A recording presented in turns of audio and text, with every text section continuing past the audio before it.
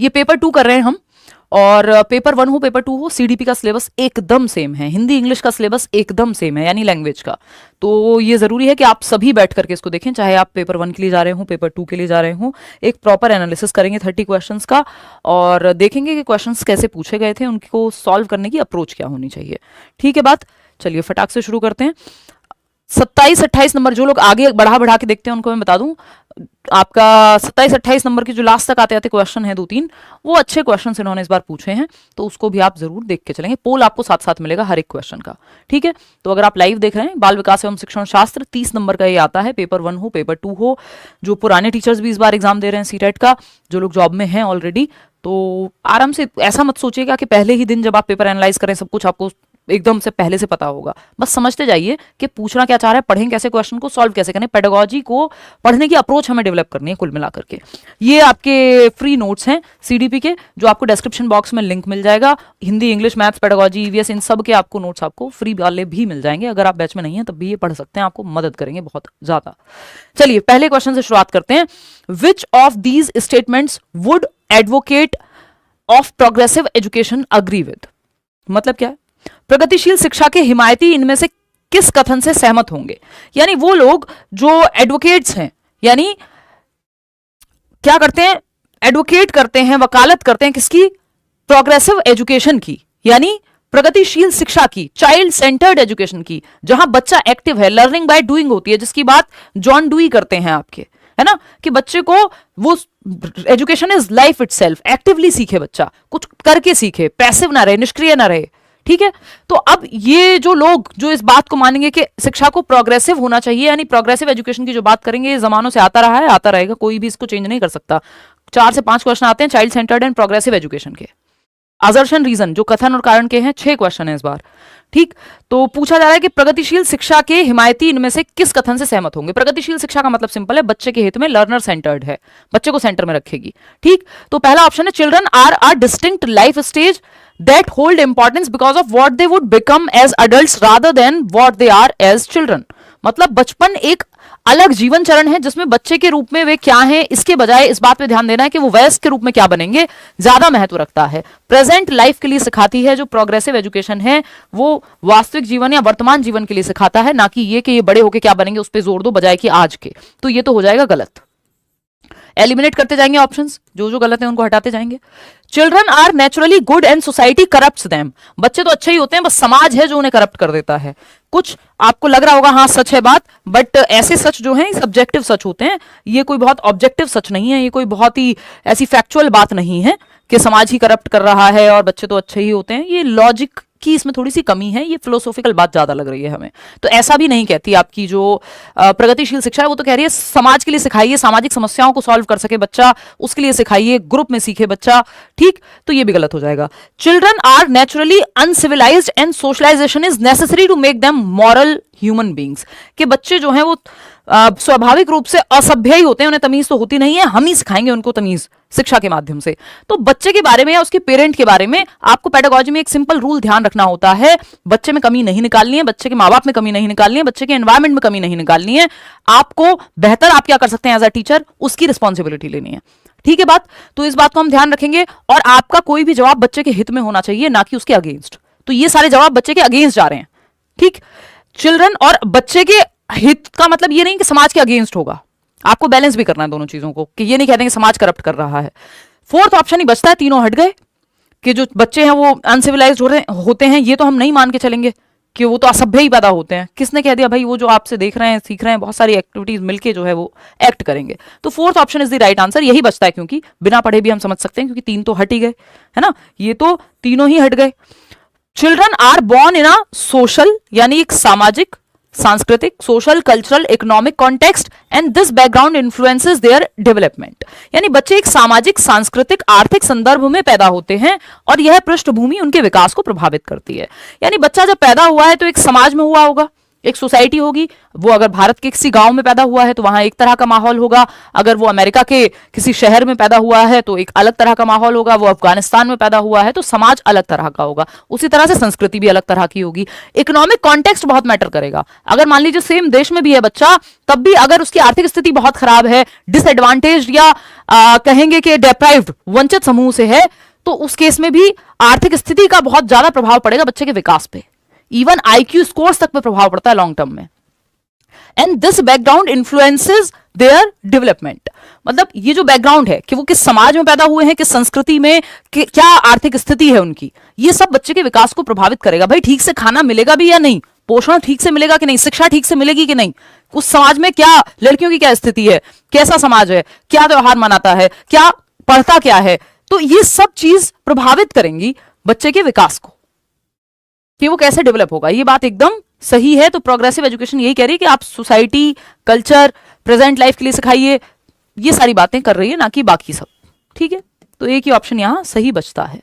थोड़ा टाइम आपको इसमें लगाना पड़ेगा, पेडागोजी है ही थोड़ा टाइम टेकिंग सब्जेक्ट, क्योंकि कॉन्सेप्चुअल बहुत ज्यादा है। रट्टाफिकेशन अगर आप इसमें करेंगे तो फेल होंगे 200%, है ना, क्योंकि रटने वाले समय तो जो है बिल्कुल दूर दूर तक ही जा चुका है, और दूसरा रटने से काम चलेगा नहीं, क्योंकि इतने कॉन्सेप्चुअल क्वेश्चंस आते हैं जिसकी हद नहीं है।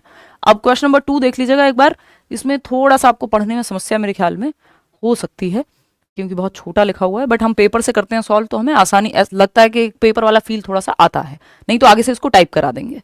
ठीक है ना, पहले ये सही से देते थे एक टाइम पे जो सीटेट वाले, सीबीएसई वाले, कि एक साइड हिंदी देते थे, एक साइड इंग्लिश देते थे। अब इन्होंने कर दिया हिंदी देंगे उसी की इंग्लिश देंगे, उसी के नीचे हिंदी दे देंगे, वो बहुत छोटा छोटा लगता है पढ़ने में। ठीक है ना, पोल में आप जवाब दीजिए फटाक से और फिर बताइए हमें।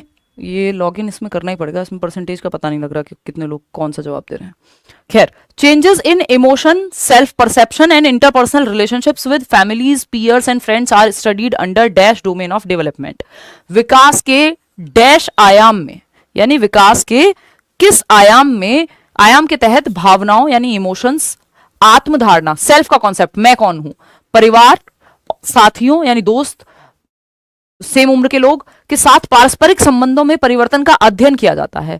यानी किस प्रकार के डेवलपमेंट में चेंजेस इन इमोशंस, बच्चे के इमोशंस में क्या चेंजेस आ रहे हैं, सेल्फ परसेप्शन, खुद को कैसे देखता है, उसमें क्या चेंजेस आ रहे हैं, interpersonal relationships with family, peers, friends, इन सब के साथ जो रिश्ते हैं इनको किस टाइप ऑफ डेवलपमेंट के अंदर या डोमेन ऑफ डेवलपमेंट के अंदर स्टडी किया जाएगा। तो मनोसामाजिक, भौतिक, संज्ञानात्मक या भाषाई विकास। बताइए, सिर्फ भाषा की तो बात नहीं हुई, यहां पे इमोशंस की बात हो रही है, बच्चे की सेल्फ परसेप्शन, वो खुद को कैसे देखता है, इस चीज की बात हो रही है, बाकी लोगों के साथ कैसे रिश्ते हैं, इस चीज की बात हो रही है। तो सिर्फ फिजिकल डेवलपमेंट कहें ये कहना गलत होगा, क्योंकि शारीरिक विकास, उसका शरीर, हाइट बढ़ रहा है, ये सब की बात तो नहीं हो रही है। सिर्फ कॉग्निटिव यानी दिमाग से संबंधित विकास, संज्ञानात्मक यानी थिंकिंग, रीजनिंग, प्रॉब्लम सॉल्विंग, सिर्फ इसकी बात भी नहीं हो रही है, इमोशंस की भी बात हो रही है यहाँ पे, समाज की भी बात हो रही है यहाँ पे। लिंग्विस्टिक, सिर्फ भाषा की बात तो नहीं हो रही है। तो या तो सोशियो इमोशनल होता ऑप्शन में, सामाजिक, सामवेगिक, जहां समाज और इमोशंस विकसित हो रहे हैं, वो नहीं है, तो एक ही ऑप्शन सही बचता है यहाँ, साइको सोशल। वैसे भी सेल्फ का या आइडेंटिटी का निर्माण, ये साइको सोशल डेवलपमेंट की आपकी थियरी भी है एरिक एरिक्सन की, ये आपका साइको सोशल डेवलपमेंट में आता है। साइको मतलब मन और समाज, यानी बच्चे का मन और समाज मिलकर कैसे उसका विकास होता है, इसकी बात साइको सोशल डेवलपमेंट करता है। या तो यहां सोशियो इमोशनल होता कि समाज और इमोशंस की बात हो रही होती, लेकिन सेल्फ परसेप्शन की जब बात आ गई है तो सिर्फ साइको सोशल ही बचेगा, या सेल्फ परसेप्शन की बात साइको सोशल ही करता है, क्योंकि आइडेंटिटी फॉर्म होने की बात हो रही है, अस्तित्व की बात हो रही है, तो वो सेल्फ का परसेप्शन क्योंकि शामिल है, इसलिए सोशियो इमोशनल ऑप्शन में भी नहीं है। ठीक है ना। वैसे विकास के आप 3 मुख्य प्रकार पढ़ते हैं, पीसीएस से मैंने आपको याद कराया हुआ है, या आगे आप पढ़ेंगे मेरे साथ। पीसीएसई, फिजिकल डेवलपमेंट, शारीरिक विकास, शरीर का विकास, कॉग्निटिव डेवलपमेंट यानी संज्ञान का विकास, गर्दन मत हिलाओ, और सोशियो इमोशनल यानी समाज और आपके इमोशंस का विकास। ठीक है ना, मैं डिस्ट्रैक्ट हो रही हूं, तो पीसीएसई। ठीक है, इतनी बात। चलिए, खैर ये हम जब डेवलपमेंट पढ़ेंगे तब और डिटेल में इसकी जाएंगे, अभी इसको एक एनालिसिस करते हैं पेपर का कि किस तरह से उन्होंने पूछा हुआ है। 6 क्वेश्चन है असर्शन रीजन के, जैसे पेपर आता है। 5 नंबर का इंक्लूसिव एजुकेशन, 5 नंबर का आपका प्याजे वाइगॉत्स्की के क्वेश्चन है, बाकी क्लासरूम से संबंधित क्वेश्चन हैं। ठीक है ना।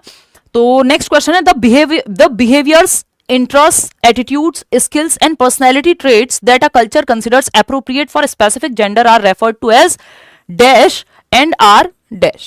यानी व्यवहार रुचियां, यानी बच्चे का व्यवहार, उसकी रुचियां, वो किस चीज में इंटरेस्ट लेता है, स्पोर्ट्स में, म्यूजिक में, पेंटिंग में, ड्राइंग में। दृष्टिकोण, वो देखता कैसे है चीजों को। कौशल, उसकी स्किल्स क्या है, ड्राइंग, पेंटिंग, स्पोर्ट्स, मैथ्स में बहुत अच्छा है, कोई और स्किल, कोडिंग आती है, कोडिंग सीखने में इंटरेस्ट है।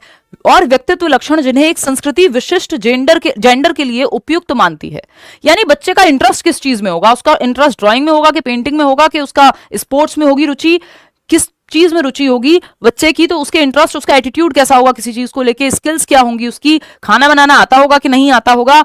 ये सब जो पर्सनैलिटी ट्रेट्स हैं, वो सॉफ्ट होगा, वो बात मानने वाला होगा, या फिर वो थोड़ा सा क्या कहें उसको, सॉफ्ट ना होकर के असर्टिव होगा। ये सब चीजें आपका कल्चर डिसाइड करता है। For specific gender are referred to as, gender के लिए मतलब अगर कोई मेल जेंडर से है, अगर कोई बच्चा है जो मेल है, एक बॉय चाइल्ड है और दूसरा गर्ल चाइल्ड है, तो मेल और फीमेल्स के लिए क्या इंटरेस्ट हो, क्या उनके स्किल्स हो, क्या उनका व्यवहार हो, क्या उनका एटीट्यूड हो, क्या पर्सनैलिटी ट्रेट्स हो, ये सब समाज अगर कह रहा है कि ये वाली चीजें मेल्स के लिए अप्रोप्रिएट हैं, ये वाली चीजें फीमेल्स के लिए अप्रोप्रिएट हैं, है ना। शर्ट तो भाई लड़के पहनेंगे, है ना, साड़ी तो लड़कियां पहनेंगी, खाना तो लड़कियां बनाएंगी, बाइक तो लड़के चलाएंगे। अगर इस तरह की चीजें समाज क्या बना दे रहा है, ये रोल बना रहा है, ये बाद में जाकर के स्टीरियोटाइप बनते हैं फिर। तो ये जेंडर रोल्स हैं, यानी behaviours, interest, attitude, skills and personality traits that our culture considers. संस्कृति, जैसा माहौल है उस संस्कृति में, वो अगर कंसिडर करता है तो ये जेंडर रोल्स कहलाएंगे। ये जेंडर के हिसाब से आपने काम या बाकी सारी चीजें जेंडर के मुताबिक बांट दी, ठीक है कि भाई स्पोर्ट्स में तो लड़के जाएंगे, तो ये क्या जेंडर रोल्स आपने बना दिए समाज ने, एंड आर कल्चरली डिफाइंड। संस्कृति, अलग अलग संस्कृति में अलग अलग रोल्स होते हैं, जरूरी नहीं है जो हमारे यहाँ है वो बाकी दुनिया में भी वैसा ही चल रहा हो, कि भाई इंडिया में अगर कह दिया कि नहीं नहीं लड़कियां तो यही करेंगी और लड़के तो वही करेंगे, घर में रहना बहुत नॉर्मल बात है, गाड़ी चलाना लड़कों के लिए तो नॉर्मल है लेकिन लड़कियों के लिए नहीं है। तो ये कल्चर ने डिफाइन कर दिया जेंडर रोल को, कि व्यक्ति का इंटरेस्ट क्या हो, उसका एटीट्यूड कैसा हो किसी चीज के प्रति, उसकी स्किल्स कैसी हो, है ना। तो ये सब अभी अगेन मैं कल परसों ऑफलाइन क्लास में भी यही बात कह रही थी। अभी कुछ टाइम पहले एक नोएडा में केस हुआ था ना, किसी को आग वाग जला लगी थी, सुसाइड था कि ससुराल वालों ने मारने की कोशिश किया, व्हाटएवर। तो वो उस पे गांव में एक पत्रकार है जो जा रहे हैं, मैं देख रही हूँ बहुत सारी न्यूज, उसमें महिलाएं उस गांव की, नोएडा के आसपास कोई गांव था, कह रही हैं कि इतनी बड़ी क्या बात है। तो वो पत्रकार कह रहे हैं कि सुना है मारपीट करता था इनका पति, ये वो जिनकी मौत हो गई। तो वो महिलाएं कह रही हैं उस गांव की, पता नहीं कितनी महिलाएं सेम बात कह रही हैं कि क्या बात हो गई, थोड़ा बहुत हाथ तो उठा देता है पति। जेंडर रोल में शामिल कर दिया हमने, एटीट्यूड ही ऐसा बना दिया कल्चर ने कि भाई ये तो नॉर्मल है, मारपीट तो नॉर्मल है, पति तो करेगा ही। समझ लो बात को। तो ये हो सकता है दुनिया के दूसरे कोने में ये चीज इतनी नॉर्मल ना हो एटलीस्ट, ठीक। तो अगर हम देखें इस चीज को तो ये क्या है, जेंडर रोल्स समाज ने बनाए। ये जेनेटिकली डिटरमाइंड होते हैं? नहीं, जेनेटिक्स से कहीं नहीं आ रहे हैं ये आपके कल्चर ने तैयार किए हैं बढ़िया तरीके से। यही कहानियां सुनाओ महिलाओं को, कहो उनको बेटा तुम तो चुप रहा करो, तुम्हें अगले घर जाना है, ज्यादा उल्टे जवाब देती हुई लड़कियां अच्छी नहीं लगती हैं। क्यों? क्योंकि कल्चर कह रहा है इसलिए। सब रूढ़िबद्धताएं, इसमें कोई साइंटिफिक आपका कोई भी रोल नहीं है, कोई साइंटिफिक एक्सप्लेनेशन नहीं है इस चीज की, जेंडर बायसनेस है। लड़कियों का गाड़ी या बाइक ना चलाना एकदम नॉर्मल है। अगर लड़का है आपके घर में और वो कहे कि मेरा इंटरेस्ट नहीं है यार बाइक और गाड़ी चलाने में, तो वो एबनॉर्मल हो जाएगा कि बताओ यार ये इतना जवान लड़का ऐसे ही घूमता रहता है और ये नहीं कि घर की जिम्मेदारियां ले ले, गाड़ी या बाइक चलाना सीख ले। लड़की नहीं सीखे अगर तो वो नॉर्मल है। अभी मैं देख रही थी कि इंडिया में जितने ड्राइविंग लाइसेंसेस हैं उसके सिर्फ 6% फीमेल्स हैं। मतलब अगर 100 लोगों के पास ड्राइविंग लाइसेंस है भारत में, तो सिर्फ 6 महिलाओं के पास है ड्राइविंग लाइसेंस 100 में से, बाकी सब पुरुष हैं।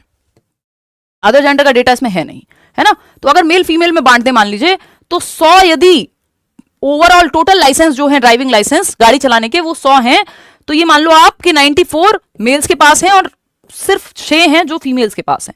ये इंडिया का डेटा है। इसी चीज को अगर आप बदल देंगे, अमेरिका चले जाएंगे, है ना, अमेरिका चले जाएंगे, या अमेरिका का डेटा अगर आप देखेंगे 2020 के आसपास का डेटा है, तो अगर 100 लोगों के पास ड्राइविंग लाइसेंस है तो वहां 51% महिलाओं के पास है लाइसेंस, है ना, 49% मान लेते हैं पुरुषों के पास है टोटल जितने लाइसेंस है उसमें से। तो देख लो हाफ हाफ हो गया। आप उत्तराखंड नहीं, यूनाइटेड किंगडम यूके, है ना, यूके चले जाएंगे, लगभग 49% महिलाओं के पास लाइसेंस है, ड्राइविंग लाइसेंस, ठीक। अगर 100 लोग गाड़ी चलाना या बाइक चलाना सीख रहे हैं तो उसमें से सिर्फ 6 महिलाएं हैं भारत में। तो ये हमारे कल्चर ने जेंडर रोल डिफाइन कर दिया, या हमारे यहां जेंडर रोल ये है। मेरे फ्रेंड ने एक बार बताया कि अमेरिकन किसी महिला से वो मिले या कुछ काम से जा रहे थे, तो उन्होंने कहा कि do you know how to drive, तो उसने कहा ऑफ कोर्स यार, आई एम अमेरिकन, मैं अमेरिका से हूँ, हमारे यहाँ नॉर्मल है भाई, ये लाइफ स्किल में आएगा, काम ही नहीं चलेगा बिना उसके, आप कैसे जीवन चलाएंगे अगर आपको ड्राइविंग ही नहीं आती।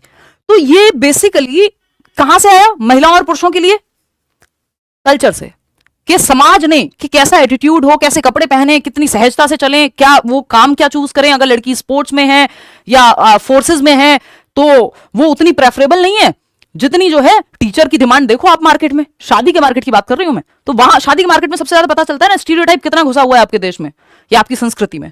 तो टीचर और डॉक्टर तो बेस्ट प्रोफेशन, क्यों, क्योंकि 3 टाइम खाना मिलेगा बना हुआ और नौकरी तनख्वाह भी मिलेगी। तो ये स्टीरियोटाइप जड़ में बिल्कुल घुस जाते हैं। ये कहां से आ रहे हैं, ये जेंडर या ये कोई बायोलॉजिकल नहीं है, इनेट नहीं है, ये समाज ने बनाए हैं और अलग अलग संस्कृति में अलग अलग तरह से आपको देखने को मिलेंगे। हमसे भी बुरे हालात हैं, अब आप पाकिस्तान जाएंगे तो, लेकिन कंपैरिजन अगर बदतर से ही करना है तो बात अलग है ना, बेहतर से भी कर सकते हैं।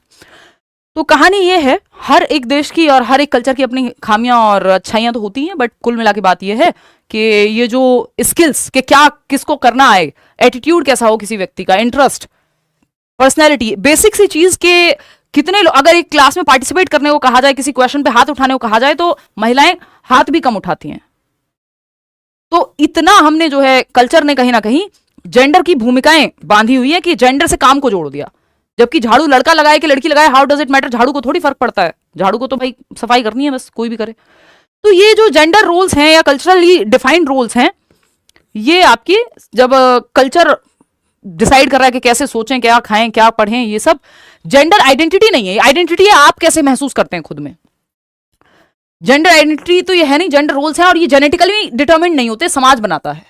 जेनेटिक्स का इसमें कोई भूमिका नहीं है। अभी आप देख रहे हैं कि विमेन वर्ल्ड कप में जो आईसीसी ट्रॉफी है वो जीत करके लाए वर्ल्ड कप की, जो महिलाओं की टीम है, तो पूरे देश में एक खुशी की लहर है। और कुछ टाइम पहले जेंडर न्यूट्रल लैंग्वेज को भी जो है आईसीसी ने, आई थिंक बीसीसीआई ने, आईसीसी इंटरनेशनल क्रिकेट ने ही इंट्रोड्यूस किया था कि बैट्समैन मत आप यूज कीजिए, बेटर वर्ड यूज कीजिए, है ना। चलिए खैर, इस पे तो चर्चा होती रहेगी। जेंडर आपका 2 नंबर में कम से कम आ जाता है आजकल, पहले 1 में आता था, अभी एक और क्वेश्चन आएगा एंड में, और उसमें तो बहुत लोग गलतियां करेंगे क्योंकि रट के काम चलेगा नहीं। जिसकी कॉन्सेप्चुअल अंडरस्टैंडिंग सीटेट में नहीं है वो लटकेगा। देखिए, अजर्शन और रीजन वाला क्वेश्चन कर लेते हैं। अजर्शन और रीजन की अगर हम बात करते हैं, अजर्शन और रीजन की अगर हम बात करते हैं, अभिकथन इन एन इंक्लूसिव क्लासरूम, ये अजर्शन रीजन वाले क्वेश्चंस जब से पेपर ऑनलाइन हुआ 2020 से, तब से आने शुरू हुए हैं। 4 क्वेश्चन, 3 क्वेश्चन, 4 तो मिनिमम आते हैं, इस बार 6 क्वेश्चन आए हुए हैं, तो 5 से 6 क्वेश्चन ये आते हैं, आप ये मान के चलिए 30 में से, ठीक। तो इसमें आपकी कॉन्सेप्चुअल समझ जितनी बेहतर होगी, आप पढ़ के कितना बेहतर समझते हैं क्वेश्चन को, और वो कब होगा, जब आपने पढ़ाई की हो, टॉपिक को पढ़ा हो अच्छे से, फिर प्रैक्टिस की हो, पढ़ के देखे हो क्वेश्चंस, हमारे साथ में प्रैक्टिस की हो, ठीक है। चलिए, तो असर्शन क्या है, in an inclusive classroom all curriculum adaptations should be directed to lower the educational standards for special children. समावेशी शिक्षा जो 5 नंबर का टॉपिक अपने आप में है, यानी हर बच्चे को आप एक रेगुलर क्लासरूम में सिखा पाओ, यानी हर एक बच्चा, चाहे वो चलना पाता हो, चाहे उसको देखने में दिक्कत हो, चाहे कोई और कमी हो, धीमे सीखता हो, वो सारी जो चीजें हैं उनके बावजूद, कितने भी डिफरेंसेस के बावजूद, बच्चा या लर्निंग डिसेबिलिटीज के बावजूद एक रेगुलर क्लासरूम में बच्चा एक छत के नीचे सीख सके बाकी बच्चों के साथ। Thank you so much ma'am, मैं आपकी वजह से आज मैं गवर्नमेंट जॉब में हूँ, साकिब कह रहे हैं। थैंक यू भाई, वेलकम, मुझे बहुत अच्छा लगता है। यही कारण है कि हम 9 साल बाद भी जुड़े हुए हैं, कि एक सेटिस्फेक्शन रहता है जब आप लोग कामयाब होते हैं, बेहतर करते हैं, आगे तक की पीढ़ियाँ बदलती हैं और अच्छे शिक्षक समाज में जाते हैं, अच्छी पेडागोजी पढ़ के, तो जो पढ़ा रहा है उसके लिए तो जीवन सफल वाली ही बात है, ठीक है ना। चलिए आ जाते हैं। तो आदर्शन यानी अभिकथन, in an inclusive classroom all curriculum adaptations should be directed to lower the educational standards for special children, यानी एक समावेशी कक्षा में सभी पाठ्यचर्या अनुकूलन के शैक्षिक मानकों को विशेष बच्चों के लिए निम्न स्तर करने के लिए निर्देशित किया जाना चाहिए। यानी एक जो इंक्लूसिव क्लासरूम है उसमें जो भी पाठ्यचर्या अनुकूलन है, जो भी करिकुलम अडेप्टेशंस हैं, जो भी करिकुलम में चेंजेस आने हैं, वो सब जो स्पेशल बच्चे, उनकी एक्सपेक्टेशन कि वो तो कम ही परफॉर्म करेंगे। अगर किसी को चलने में दिक्कत है, किसी को डिसलेक्सिया है, कोई बच्चा है जो देख नहीं सकता, तो उनसे एक्सपेक्टेशन कम ही रखो। ये एकदम गलत तरीका है ना, कि जो वो बच्चे हैं जो इंक्लूसिव क्लासरूम में जो करिकुलम अडेप्टेशन है, करिकुलम में जो चेंजेस हैं, वो इस तरफ होने चाहिए कि जो एजुकेशनल स्टैंडर्ड हैं स्पेशल बच्चों के लिए वो लोअर हो, लोअर नहीं रखनी, एक्सपेक्टेशन आपको हाई ही रखनी है बच्चे से। हर बच्चे में सीखने की क्षमता है, अपने तरीके से वो कुछ बेहतर करेगा, वो आपको ढूंढना है, ना कि एक्सपेक्टेशन ही लोअर कर दो कि अरे ये बेचारा तो चल नहीं पाता तो ये तो क्या ही पढ़ेगा, बस थोड़ा काम चलाऊ पढ़ ले बहुत है। ये नहीं करना है आपको। टीचर के एक्सपेक्टेशंस का प्रभाव पड़ेगा, बच्चे इवन पेरेंट्स की एक्सपेक्टेशन का प्रभाव पड़ेगा कि क्या हो गया, अगर नहीं चल सकता फिर भी अच्छा करेगा, अपने तरीके से अच्छा करेगा, एक चीज नहीं कर सकता चार तो कर सकता है।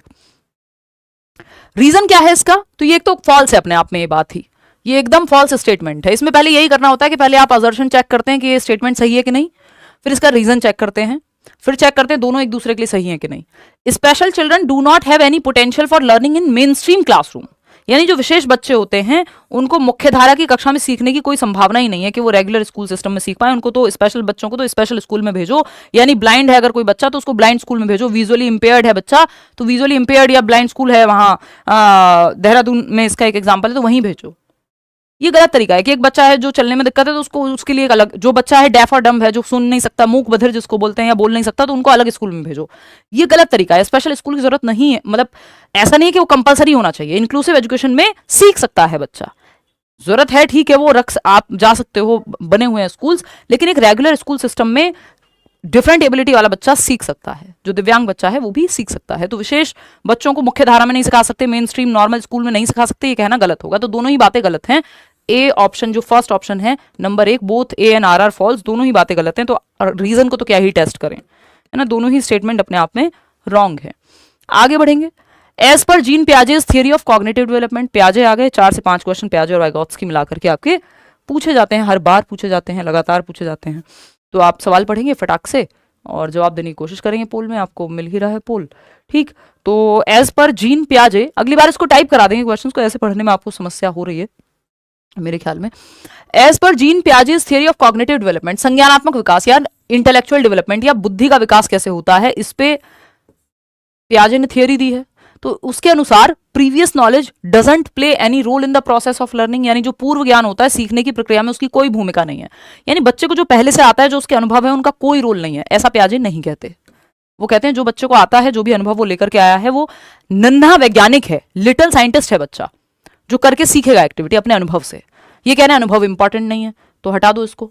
Biological factors such as maturation don't play any role in cognitive development, यानी आपके जो जेनेटिक्स हैं वो आपके संज्ञान या आपके इंटेलेक्ट में कोई भी रोल प्ले नहीं करते, ये कहना गलत होगा। पियाजे ने 4 फैक्टर्स हैं उनके, MESE से मैं याद कराती हूँ, मेच्योरिटी, एक्सपीरियंस, इक्विलिब्रियम और आपका सोशल एक्सपीरियंस। तो मेच्योरिटी इंपॉर्टेंट है, मेच्योरिटी का डायरेक्ट संबंध है बायोलॉजी से या जेनेटिक्स से आपके, और जेनेटिक्स इंपॉर्टेंट है।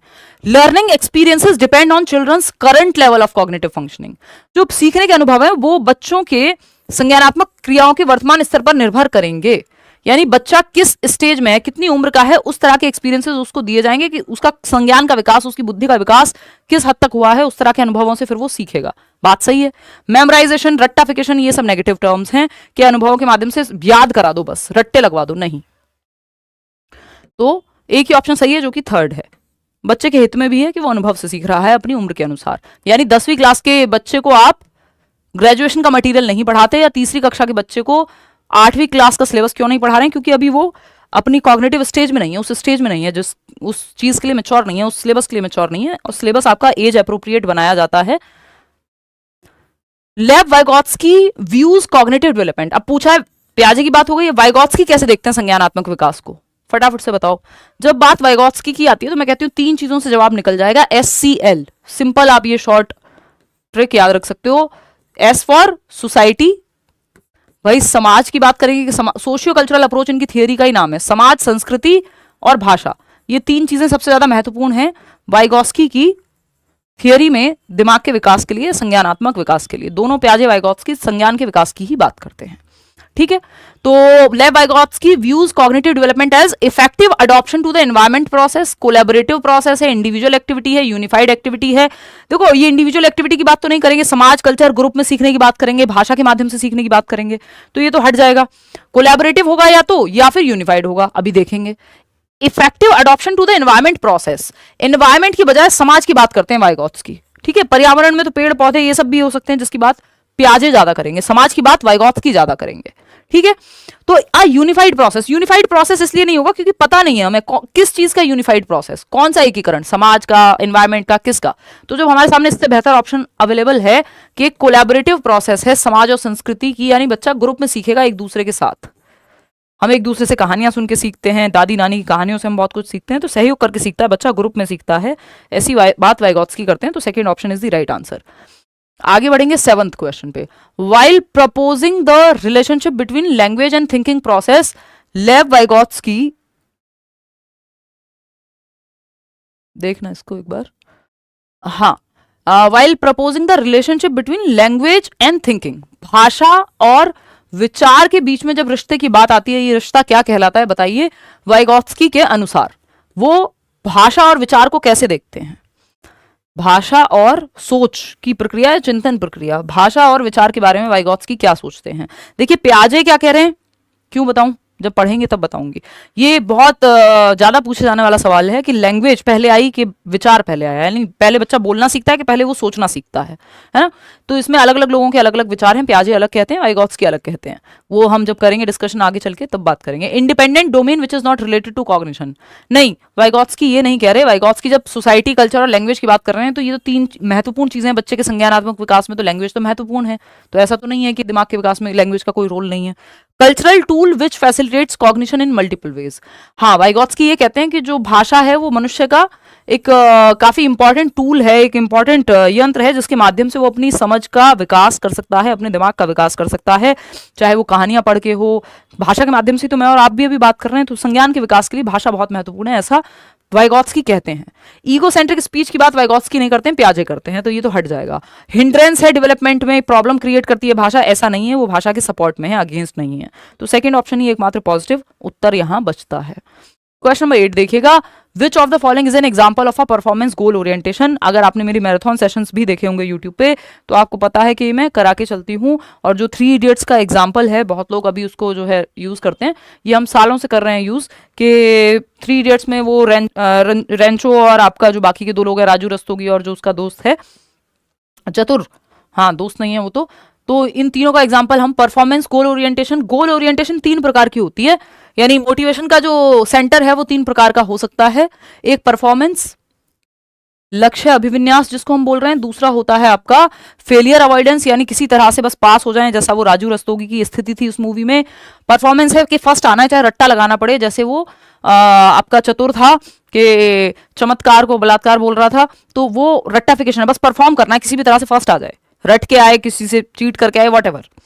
जो तीसरा टाइप है वो है मास्टरी ओरिएंटेशन का, जो रेंचो का आइडिया था, जो आमिर खान का कैरेक्टर है, कि उसको मास्टरी हासिल करनी है, नंबर कितने आएंगे उस पर उसका ध्यान नहीं है, वो बेस्ट माना जाता है, ठीक है ना। तो अगर हम देखें तो विच ऑफ द फॉलोइंग पूछा, परफॉर्मेंस गोल ओरिएंटेशन, परफॉर्मेंस गोल मतलब परफॉर्म करना, नंबर ज्यादा लेके आने हैं, तो जहां पर फर्स्ट आने की कहीं बात हो रही होगी वो ऑप्शन सही होगा परफॉर्मेंस गोल ओरिएंटेशन में। तो a student studies hard to further her own growth, इसमें बाहर रीजन नहीं नजर आ रहा, हमें फर्स्ट आने की बात नहीं हो रही है, तो मास्टरी ओरिएंटेशन लग रही है कि जैसे वो रेंचो पढ़ रहा था, डिग्री नहीं भी मिल रही, फिर भी उसको वो पढ़ने में इंटरेस्ट है। A student studies hard to achieve a deep understanding of a topic, understanding चाहिए, तो इसमें भी रीजन बाहर नहीं है, ये भी मास्टरी ओरिएंटेशन हो गया। A student studies hard to get a good grade and be better than others, दूसरों से बेहतर बनना है उसको, फर्स्ट आना है, तो ये परफॉर्मेंस ओरिएंटेशन है कि परफॉर्म करना है, जीतना है इसलिए खेल रहे हैं। एक है खेल रहे हैं क्योंकि खेलना है बस, वो मास्टरी ओरिएंटेशन है। A student studies hard to learn as much as possible from the teacher, कि टीचर से जितना हो सके सीख लें, ये भी मास्टरी ओरिएंटेशन है। तो आपको तो चाहिए परफॉर्मेंस ओरिएंटेशन, तो सिर्फ थर्ड ऑप्शन ही है जो परफॉर्मेंस ओरिएंटेशन की यहां बात करता है। पेड बैच में सीडीपी की क्लासेस इंतजार कर रहे हैं यार, सिलेबस का और 2-4 दिन करेंगे, या तो आ जाएगा, नहीं तो फिर अपना डेवलपमेंट तो शुरू कर ही देंगे, है ना। बाकी टीचर्स की तो आई थिंक हो भी गई है शुरू क्लास, तो उसी का इंतजार चल रहा है, नहीं तो अब तक शुरू हो जाती क्लास आपकी, टेंशन ना लो, वो तो कराएंगे कंप्लीट। फॉलोइंग लेव वाइगॉत्स्कीज आइडियाज अ टीचर शुड, यानी वाइगॉत्स्की के विचारों को अगर हम फॉलो करें तो एक टीचर को क्या करना चाहिए अगर वो वाइगॉत्स्की के सिद्धांतों में विश्वास रखता है। तो पहला है practice reciprocal teaching with her students, discourage the use of cultural tools. देखिए संस्कृति के इस्तेमाल को या सांस्कृतिक उपकरणों के इस्तेमाल को, जिसमें से भाषा एक है, उपयोग को हतोत्साहित करो कि संस्कृति में जो कहानियां चल रही हैं, है ना, कोई त्योहार चल रहा है, भाषा का इस्तेमाल, कोई ग्रंथ चल रहा है, उन सबको हटाओ। ये बात वाइगॉत्स्की नहीं करेंगे। वो तो समाज, संस्कृति और लैंग्वेज के माध्यम से सिखाने की बात करते हैं। वो ये क्यों कहेंगे? Disseminate the knowledge to be memorised, रट्टा लगवाने की बात ना प्याजे करेंगे ना वाइगॉत्स्की। ये बच्चे को सक्रिय रखने की, एक्टिव रखने की बात करते हैं। कंठस्थ कराना, रट्टे लगवाने की बात नहीं करेंगे। नेक्स्ट है encourage students to compete with each other, बच्चों को कंपीट कराने की, एक दूसरे से लड़ मरो, बिल्कुल गलाकाट प्रतिस्पर्धा, इसकी बात भी वाइगॉत्स्की नहीं करेंगे। वो तो कोऑपरेट करके सीखने की बात करेंगे। ठीक है ना बात? तो एक ही ऑप्शन बचता है कि practice reciprocal teaching with her students. Reciprocal teaching में क्या होता है? बच्चा टीचर से, टीचर बच्चे से, और एक दूसरे में आपस में भी वो बच्चे एक दूसरे को सिखाते हैं। तो रेसिप्रोकल टीचिंग बेटर है, सब सीख रहे हैं यहाँ पे। बच्चा भी टीचर से सीख रहा है, टीचर भी बच्चे से सीख रहा है, आपस में भी बच्चे जो है एक दूसरे को पीयर ट्यूटरिंग कर रहे हैं, एक दूसरे को सिखा रहे हैं, सीख रहे हैं। तो वो एक बेहतर माहौल है ना, सब सहयोग करके सीख रहे हैं। वाइगॉत्स्की की अगर टीचर मानता है तो वो ऐसी ही एक्टिविटी कराएगा जहां टीम वर्क हो, ग्रुप वर्क हो। ठीक है, क्वेश्चन नंबर 10 देख लीजिए और फटाफट से जवाब दे दीजिए। Which of the following are effective strategies to teach new concepts? नया कॉन्सेप्ट पढ़ाना है आपको बच्चे को, तो नई अवधारणा को पढ़ाने के लिए कौन सा तरीका बेस्ट होगा? इफेक्टिव स्ट्रेटजी, एग्जाम्पल देना, उदाहरण देना, बिल्कुल सही बात है। नॉन एग्जाम्पल देना, बिल्कुल सही बात है। नॉन एग्जाम्पल भी अच्छा होता है। गैर उदाहरण, उदाहरण तो आपको सबको पता है कि मैंने कहा कि जो तोता है, पैरट है या कबूतर है, पिजन, वो क्या है? एक बर्ड का एग्जाम्पल है। ये एग्जाम्पल है, उदाहरण है। डायरेक्ट बता दिया किसी चीज के बारे में कि ये बर्ड होता है, या ये पेन का एग्जाम्पल है। लेकिन मैंने कहा ये पेन नहीं है जब मैंने आपको घड़ी दिखाई, मतलब ये नॉन एग्जाम्पल है, जिससे क्लियर होता है कि क्या पेन नहीं है। कि जब भैंस को दिखाया गया है ना, तो या डॉग को दिखाया तो बताया कि ये बर्ड नहीं होता।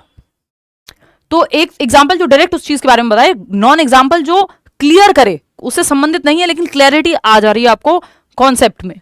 तो ये एक बात हो जाती है यहां पे। ठीक है, इतनी बात।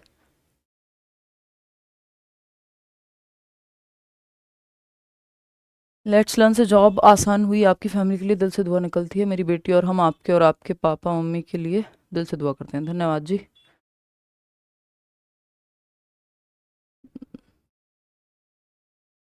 और आगे बढ़े। एक मिनट, एक मिनट, एक मिनट।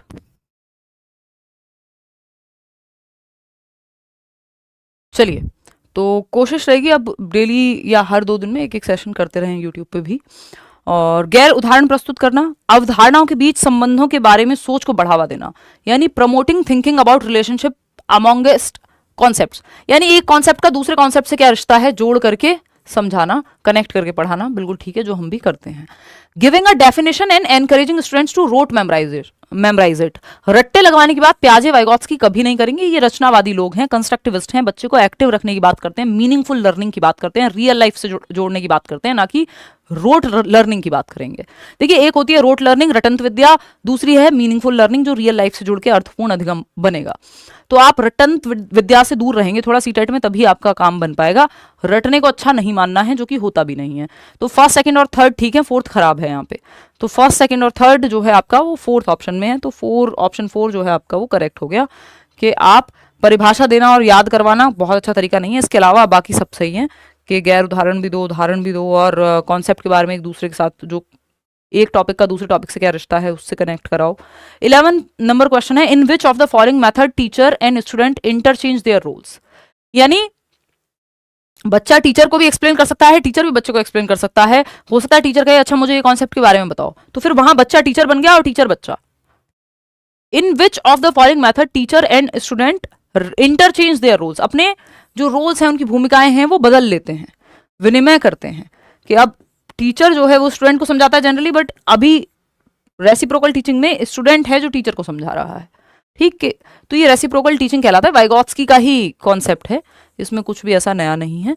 ठीक, रिसेप्टिव लर्निंग तो सिंपल रिसीव कर रहा है कोई, ये कंडीशनिंग की तो बात हमें करनी ही नहीं है, एक्सपोजिटरी होता है, दिमाग में भर दिया आपने। इन सब पे अलग से चर्चा करेंगे जब ये टॉपिक आएगा। क्वेश्चन नंबर 12 है, फिजा एक बच्ची है, देख लीजिए बच्ची है कि टीचर, अभी पता लगेगा, कई बार टीचर का नाम दिया हुआ होता है इन्होंने यहाँ पे। ठीक है, क्वेश्चन नंबर 12 फटाक से सॉल्व करेंगे। आज थोड़ा सा फीवरिश भी मुझे फील हो रहा है, तो थोड़ी बहुत एनर्जी डाउन रही होगी। आज मैंने बैचेस में तो छुट्टी की है, फिर शाम तक थोड़ा सा ठीक लग रहा था, मैंने सोचा कि चलो यूट्यूब पे एक क्लास ले लेते हैं, कई दिनों से पेंडिंग है, देखिएगा। Fiza analyses that she has more problems in learning topic X than in learning topic ji.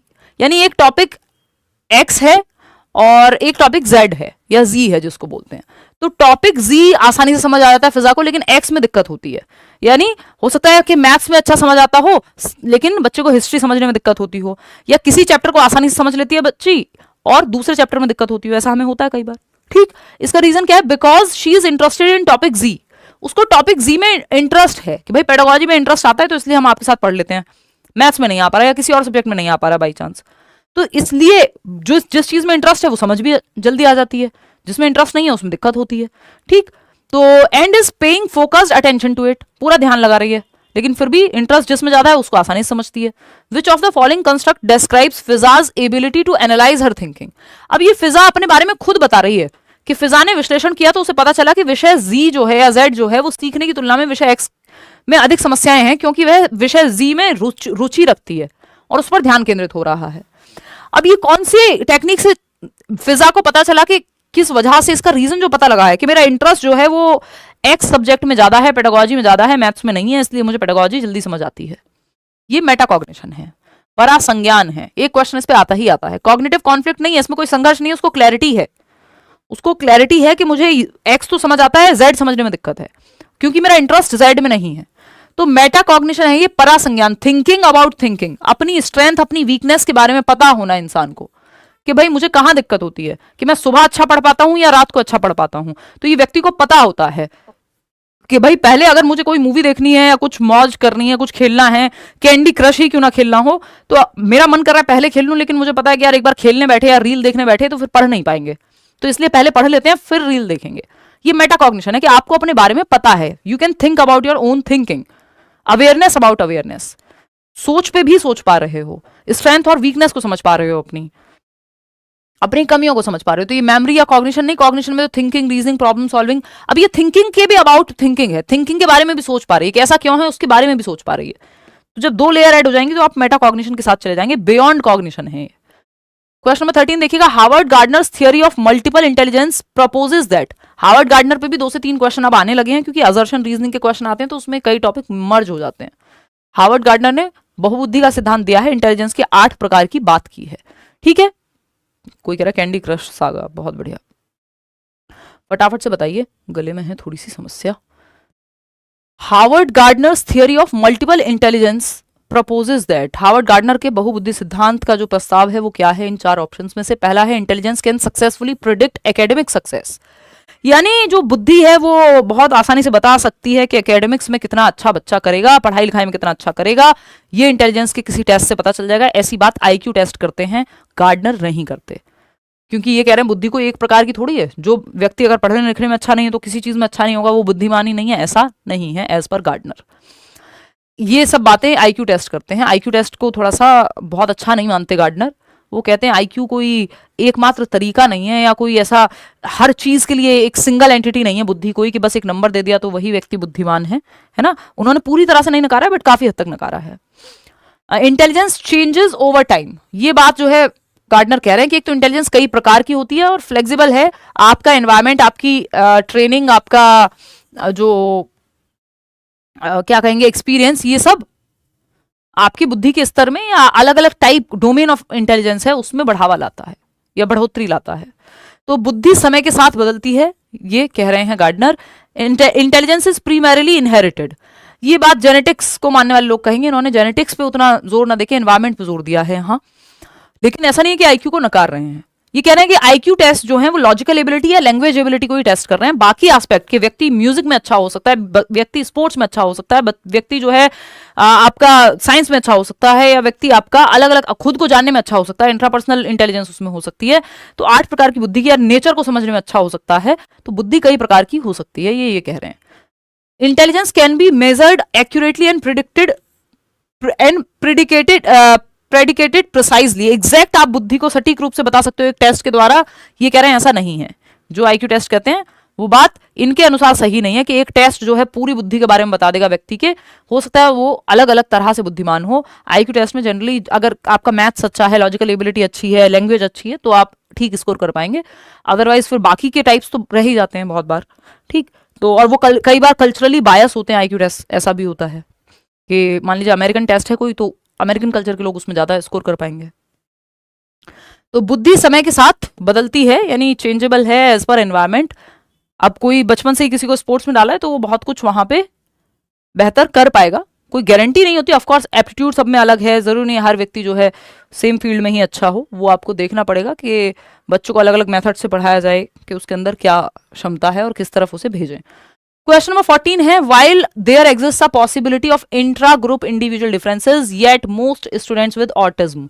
Autism वाले बच्चों की बात हो रही है कि मान लिया कि अंतर समूह के अंदर भी, यानी इंट्रा मतलब एक जैसा जो ग्रुप है, जैसे ऑटिज्म वाले जो बच्चों का ग्रुप है उसमें भी इंडिविजुअल डिफरेंसेस तो होंगे, सारे ऑटिज्म के बच्चे एक जैसे तो नहीं होते, है ना। जब बहुत बार अगर ये बात आती है सामने कि भाई जो पुरुष हैं वो महिलाओं से जो है ज्यादा ताकतवर हैं, ये हैं वो हैं, या कमजोर होती हैं महिलाएं, तो उसमें फिर मैं ये बहुत बार एग्जांपल देती हूँ कि इंडिविजुअल डिफरेंसेस आर देयर। कोई भी दो मेल भी, यानी दो पुरुष भी पूरी तरह से समान क्षमताएं रखने वाले होंगे, ये जरूरी नहीं है। और दूसरी तरफ आपके पास फिर कर्णम मलेश्वरी का एग्जांपल है जो 130 किलोग्राम वजन उठा ले रही हैं। आपके पास फोगाट सिस्टर्स का एग्जांपल है जो कुश्ती में और इसमें बॉक्सिंग में, इन सब में चीज़ों में अच्छा करती हैं, कुश्ती में ऑफकोर्स। और बॉक्सिंग की बात आ रही है तो हमारे पास मैरी कॉम का एग्जाम्पल है, हमारे पास मैथ्स की अगर बात आती है शकुंतला देवी का एग्जाम्पल है, और ऐसे सैकड़ों एग्जाम्पल्स हैं, ठीक है। तो लेकिन कोई भी दो लोग दुनिया में पूरी तरह से एक जैसे तो नहीं हो सकते, इंडिविजुअल डिफरेंसेस तो होंगे, व्यक्तिगत विभिन्नताएं तो पाई जाएंगी। तो बात हो रही है कि लेकिन कुछ सिमिलैरिटीज होती हैं ग्रुप में। तो जब इंट्रा ग्रुप है यानी ऑटिस्टिक ही बच्चे हैं सारे, उनमें भी अंतर पाए जाएंगे, लेकिन ज्यादातर बच्चे जो एक सिमिलैरिटी होती है ऑटिज्म में, एक कैरेक्टरिस्टिक कह लीजिए या जिस लक्षण है वो पाया जाएगा। वो कौन सा लक्षण है, यानी ऑटिस्टिक बच्चा है तो उसके अंदर कौन सा एक लक्षण होगा।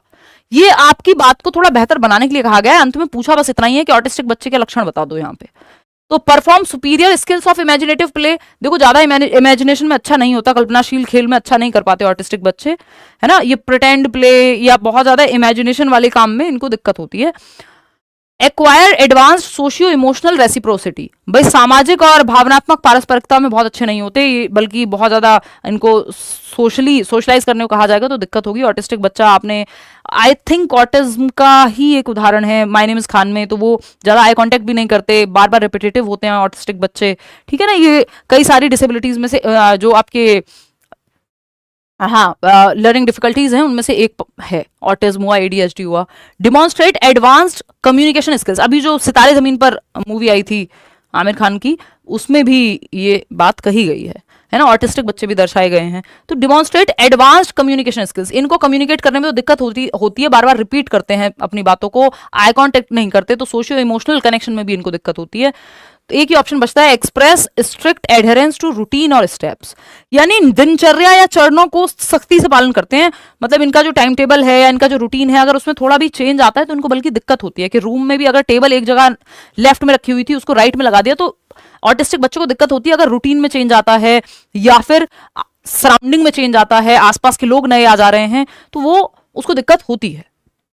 कोई संध्या लिख रही है माय सन इज ऑटिस्टिक, हाँ बहुत बच्चों को समस्या होती है, तो वो पेरेंट्स को थोड़ा पेरेंटिंग का काम और चैलेंजिंग हो जाता है, बाकी तो बच्चे सीख सकते हैं, इंटेलिजेंट होते हैं, ऐसा नहीं है। क्वेश्चन नंबर 15 देखिएगा, असर्शन की जब हम बात कर रहे हैं, इसको थोड़ा और वो करेंगे ताकि हिंदी मीडियम वाले भी देख पाए इसको। यार ये अगली बार से ना इसको इस बार ही टाइप कराना चाहिए था, इस पढ़ने में, फोन पे तो पढ़ने में दिक्कत होगी, जो भी फोन पे पढ़ रहा होगा इतना छोटा छोटा दिख रहा होगा। एनीवे देखना एक बार, क्वेश्चन है, एक कथन है, क्या है statement, creating an environment of fear and stress, डर का माहौल, स्ट्रेस का माहौल, keeps students on their toes and facilitates meaningful learning, यानी बच्चे जो है अपने टोज पे रहते हैं, एकदम हर टाइम बिल्कुल एज पे रहते हैं कि नहीं नहीं हमें तो करना पड़ेगा, पिताजी मारेंगे, तो इसलिए वो सीख लेंगे डर से। तो डर का माहौल कोई बहुत अच्छी बात नहीं है कि मीनिंगफुल लर्निंग नहीं होगी, रोट लर्निंग होगी, रट्टाफिकेशन, तो ये तो गलत हो गया, फॉल्स है ये कह रहे हैं अर्थपूर्ण अधिगम होगा, अर्थपूर्ण नहीं होगा, बस वो रट लेगा, सार्थक अधिगम नहीं है, जीवन से जुड़ा हुआ नहीं है, रियल लाइफ से जुड़ा हुआ नहीं है, वो रट्टाफिकेशन डर से करेगा। लर्निंग, इसलिए फियरफुल एनवायरमेंट को अच्छा नहीं मानते। Learning is governed only by extrinsic factors, ये कहना भी गलत है कि जो सीखना है वो बस बाहरी कारकों द्वारा नियंत्रित होता है, यानी क्या रिवॉर्ड मिलेगा, क्या पनिशमेंट मिलेगी, ये सब पे जो है आपके जोर दिया जाता है लर्निंग में, ऐसा भी कहना गलत है। दोनों ही गलत है यहाँ पे, ये both are false, both are false. कि भय और तनाव का वातावरण बनाना छात्रों को सचेत करता है, बड़ा अच्छा है, उससे वो सार्थक अधिगम करते हैं। नहीं, भय का माहौल बनाना कोई अच्छी बात नहीं है क्लास में। अधिगम केवल बाहरी कारकों द्वारा नियंत्रित होता है, नहीं, कई बार इंटरनल फैक्टर्स से भी नियंत्रित होता है कि व्यक्ति को अचीवमेंट का शौक है, उसको इंटरेस्ट है उस टॉपिक में, वो जॉय ऑफ लर्निंग के लिए पढ़ रहा है, जरूरी नहीं है कि वो रिवॉर्ड के लिए, नंबर के लिए ही पढ़ रहा हो। तो एक्सटर्नल फैक्टर्स ही जरूरी नहीं होते, व्यक्ति का इंटरेस्ट एप्टीट्यूड भी हो सकता है सीखने में शामिल। चलिए 15 सवाल और हैं। An example of class inclusion, यानी वर्ग समावेशन, आप इंक्लूड कर रहे हैं बच्चों को, अलग थलग नहीं कर रहे हैं, उसका उदाहरण कौन सा होगा, आपको ये 4 ऑप्शंस में से पहचानना है। फटाफट से आप देंगे जवाब, ठीक है। देखिएगा, तो जब हम बात कर रहे हैं an example of class inclusion, correct option choose करना है आपको। पहले एक कथन दिया हुआ है, Lokesh has trouble with classifying one concept Delhi as a subset of another India, यानी लोकेश एक बच्चा है जिसको एक संकल्पना, एक कॉन्सेप्ट है दिल्ली का, जो दूसरी संकल्पना के अंतर्गत आता है, जो कि भारत के अंतर्गत आती है। मतलब एक बड़ा कॉन्सेप्ट है इंडिया का, भारत का, उसका एक सबसेट है दिल्ली, है ना, उसका एक सब कॉन्सेप्ट है, मान लीजिए। ये समझने में एक बच्चे को दिक्कत आ रही है वर्गीकरण में, ठीक है, आ सकती है। रीजन क्या है इसका, understanding how emotions affect memory and learning can lead to self regulated learning, यानी यह समझना कि भावनाएं स्मृति और सीखने को कैसे प्रभावित करती हैं। ये बात भी सही है कि जो इमोशंस है आपके, अगर मैं फियरफुल हूं, अगर भय में हूं कि मेरे ऊपर किसी ने बंदूक रखी हुई है, तो डर रहेगा। अब जब भय का इमोशन होगा बच्चे में, अफेक्ट मेमोरी, जो चीजें उसको आती होंगी वो भी वो शायद ठीक ना बोल पाए, ठीक से सीख ना पाए, क्योंकि भय है ना। अगर वो खुशी से सीख रहा है तो हो सकता है वो, आप पेपर अगर बहुत ज्यादा स्ट्रेस में पेपर देने जाएंगे भयंकर डर के साथ, इतना डर कि आप परफॉर्म ही नहीं कर पा रहे, तो इमोशंस आपकी लर्निंग को प्रभावित करते हैं, मेमोरी को प्रभावित करते हैं, ये बात एकदम ट्रू है। और बच्चा है जिसको एक क्लासिफाई करने में दिक्कत आ रही है कि इंडिया का सबसेट है दिल्ली, वो भी बात सही है, लेकिन ये दोनों बातें सही नहीं है, आपस में सही नहीं है, एक दूसरे के लिए सही नहीं है। व्यक्ति ए राहुल और रचना एक दूसरे के लिए सही नहीं है, राहुल भी बढ़िया इंसान है, रचना भी बढ़िया है, बट दोनों एक दूसरे के लिए सही नहीं है, कंपैटिबिलिटी नहीं है, वो वाला हिसाब है यहाँ पे कि स्टेटमेंट सही है, रीजन सही है, लेकिन दोनों एक दूसरे के लिए सही नहीं है। ये कारण जो है ये इस स्टेटमेंट के लिए सही नहीं है, ये अलग कहानी चल रही है यहाँ पे कि इमोशंस अफेक्ट करते हैं मेमोरी को। यहाँ ये थोड़ी लिखा हुआ है कि लोकेश को कोई इमोशनली दिक्कत हो रही है, उसको फियर है, बुखार है, सरदर्द है, डरा हुआ है, इसलिए रिलेट नहीं कर पा रहा दो चीजों को, वैसा तो कुछ है नहीं। तो दोनों बातें सही हैं बट एक दूसरे के लिए सही नहीं है। तो हम ये कहेंगे कि both A and R true but R is not the correct explanation of A, ठीक है, कि जो ए और आर हैं दोनों सही हैं, लेकिन जो आर है, जो रीजन है, वो सही व्याख्या नहीं करता ए की, तो third option is the right answer. Question number 17 देखिएगा, ये क्या कहता है, which of the following statement aptly describes the purpose of a diagnostic assessment. Diagnostic assessment नैदानिक आकलन बोलते हैं, निदान करना या गैप्स का पता लगाने के लिए डायग्नोस्टिक आकलन किया जाता है कि बच्चा अगर गलती कर रहा है, किसी कॉन्सेप्ट में दिक्कत है, तो क्यों है और कहां है, ठीक है। तो to identify the areas where students may need additional support और इंस्ट्रक्शन, ये बात सही है कि वो एरियाज का, उन जगहों का पता लगाना जहां बच्चों को दिक्कत हो रही है, कहां गैप है लर्निंग में, कहां कमी रह गई है, कहां पे एक्स्ट्रा क्लासेस देने की जरूरत है, सही है बात, ये करेक्ट है। लेकिन बाकी ऑप्शंस भी तो पढ़ने हैं हमें, बाकियों से बेस्ट भी तो चाहिए, चारों ऑप्शंस में जो बेस्ट होगा वो सही है। To give students the opportunity to critically assess the work of their peers, बच्चे पीयर असेसमेंट थोड़ी है ये कि बच्चे एक दूसरे का आकलन कर रहे हैं, यहाँ तो टीचर करेगा आकलन। To identify the attitude patterns of students and design a career guidance programme, ये वो भी नहीं है, एटीट्यूड पैटर्न करके गाइडेंस एंड काउंसलिंग, कोई करियर काउंसलिंग की बात थोड़ी चल रही है। To provide feedback to the teacher about their teaching methods, हाँ वो मिलता है फीडबैक, लेकिन ये मेजरली जो होता है डायग्नोस्टिक टेस्ट, वो जहां कमी रह गई है उसको डायग्नोस करने के लिए, जैसे एक टेस्ट आप ब्लड टेस्ट कराते हैं ये पता करने के लिए कि भाई बुखार है, तो पता तो लग जाए कि रीजन क्या है, डॉक्टर कहेगा टेस्ट करा लो। तो डायग्नोस्टिक टेस्ट कमी का या प्रॉब्लम का पता लगाने के लिए होता है, बाकी सारी चीजों का के लिए अलग अलग टेस्ट अवेलेबल हैं। आगे बढ़ेंगे, क्वेश्चन नंबर 18 के बच्चा फेल हो रहा है या मैथ्स में दिक्कत है तो क्यों है, वो डायग्नोसिस से पता चलेगा कि कारण क्या है। क्वेश्चन नंबर 18 देखिएगा, 10-year-old Kakuli is struggling with a difficult math problem, what can her teacher do to enhance her problem solving skills. 10 साल की बच्ची है जिसका नाम काकुली है, गणित के एक कठिन सवाल में अटकी हुई है, जूझ रही है उससे, उसके समस्या समाधान कौशल को बढ़ाने के लिए शिक्षिका क्या कर सकती हैं कि जो मैथ्स में जिस सवाल पे अटकी है काकुली, उसको हेल्प करने के लिए how her teacher can help her. Simple, पहला ऑप्शन है give severe punishment so that it is not repeated in future, यानी काकुली को कड़ी से कड़ी सजा दी जाए ताकि भविष्य में ऐसा दोबारा ना हो। सजा देना, बच्चे को डांटना फटकारना कोई बहुत अच्छा तरीका है नहीं, इससे कोई सॉल्यूशन निकलना नहीं है, सिंपल बात। और ये पेडागोजी में हम इसको अच्छा मानते भी नहीं है, साफ बात है, ठीक है। तो ये एक बात हो गई कि डांट लगाने से तो ऐसा नहीं है कि मैथ की प्रॉब्लम अपने आप सॉल्व हो जाएगी जब वो अटक रही है या उसको स्ट्रगल कर रही है वो किसी एक टॉपिक में, तो डांट लगाने से तो वो और दिक्कत में आएगी। Give her the solution to the problem, सीधा सॉल्यूशन दे दोगे तो वो खुद से कैसे करना सीखेगी। Tell her to skip the problem and move on to the next one. अच्छा, अगर प्रॉब्लम स्किप कर दी तो नेक्स्ट कॉन्सेप्ट भी समझ नहीं आएगा, अगर पहला ही छोड़ दिया तो ये भी कोई बहुत अच्छा तरीका नहीं है। तरीका क्या हो सकता है कि हिंट दे टीचर, हेल्प करे, किसी स्टेप पे अगर अटकी है बच्ची तो वो स्टेप सॉल्व करे, स्कैप फोल्डिंग दे कुल मिला के, वाइगॉत्स्की कहते हैं, जो कि encourage her to keep trying and offer scaffolding when needed.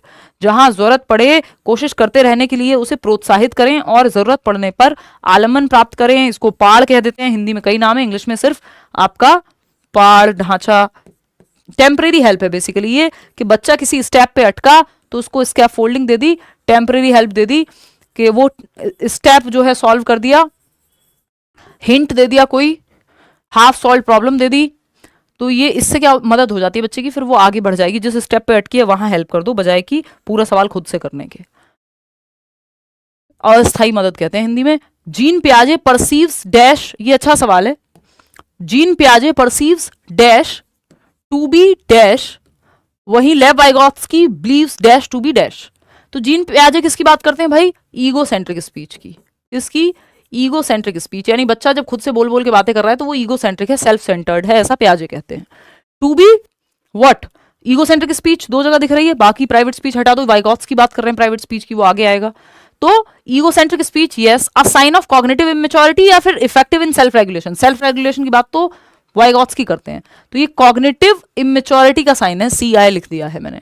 वाइगॉत्स्की जो है प्राइवेट स्पीच की बात करें कि बच्चा खुद से कपड़े फोल्ड करते हुए अपने और खुद से ही बातें कर रहा है, बोल बोल के खुद को दिशा दे रहा है, सेल्फ रेगुलेट कर रहा है कि भाई ये काम ऐसे नहीं होगा बुद्धू, ये वाला कलर नहीं, ये वाला कलर लगाना था, इसको ऐसे फोल्ड करना था, वो खुद से बातें कर रहा है, तो वो खुद को दिशा दे रहा है, सेल्फ रेगुलेट कर रहा है प्राइवेट स्पीच के माध्यम से, एज पर वाइगॉत्स्की।